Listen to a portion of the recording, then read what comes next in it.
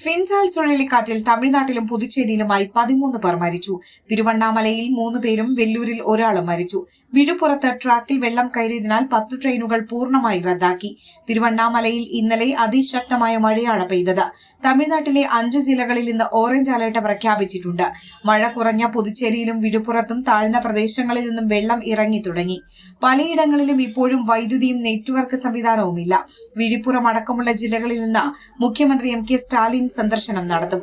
Fengal ദുർബലമായെങ്കിലും തമിഴ്നാട്ടിലും പുതുച്ചേരിയിലും മഴക്കെടുതി തുടരുകയാണ്. വിഴുപ്പുറം, കടലൂർ, തിരുവണ്ണാമലൈ, വെല്ലൂർ, കൃഷ്ണഗിരി, റാണിപ്പേട്ട, തിരുപ്പത്തൂർ, ധർമ്മഗിരി ജില്ലകളിലാണ് സ്കൂളുകൾക്ക് അവധി പ്രഖ്യാപിച്ചത്. തിരുവണ്ണാമലയിൽ ഉരുൾപൊട്ടലുണ്ടായ സ്ഥലത്ത് 7 പേർ കുടുങ്ങിയെന്നാണ് നാട്ടുകാർ പറഞ്ഞത്. ജില്ലയിൽ റെക്കോർഡ് മഴയാണ് പെയ്തത്.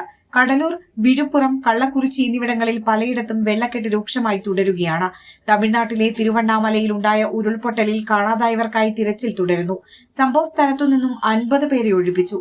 കാണാതായ 7 അംഗ കുടുംബത്തിനായി തെരച്ചിൽ തുടരുകയാണ്.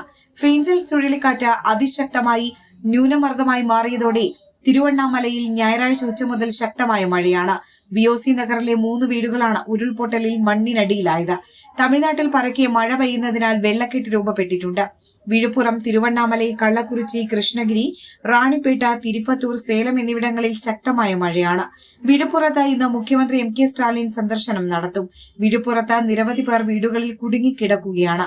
രക്ഷാപ്രവർത്തനത്തിന് സൈന്യവും NDRFും സജ്ജമാണ്. യന്ത്രങ്ങളുടെ സഹായത്തോടെ വെള്ളക്കെട്ട് വറ്റിക്കുന്നുണ്ട്. വെള്ളക്കെട്ട് ട്രെയിൻ ഗതാഗതത്തെയും ബാധിച്ചിട്ടുണ്ട്. തമിഴ്നാട്ടിലെ പല ജില്ലകളിലും വിദ്യാഭ്യാസ സ്ഥാപനങ്ങൾക്ക് അവധി പ്രഖ്യാപിച്ചു. കേരളത്തിലും അതിതീവ്ര മഴയ്ക്ക് സാധ്യതയുള്ളതിനാൽ 4 ജില്ലകളിൽ കേന്ദ്ര കാലാവസ്ഥാ വകുപ്പ് റെഡ് അലർട്ട് പ്രഖ്യാപിച്ചുവെന്ന് മുഖ്യമന്ത്രി ഫേസ്ബുക്ക് കുറിപ്പിലൂടെ അറിയിച്ചു.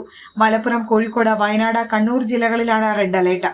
കുറഞ്ഞ സമയം കൊണ്ട് വലിയ മഴയുണ്ടാകുന്നതിനാൽ ഇത് മലവെള്ളപ്പാച്ചിലിലേക്കും മിന്നൽ പ്രളയം പോലുള്ള സാഹചര്യങ്ങളിലേക്കും വഴിവെച്ചേക്കാം.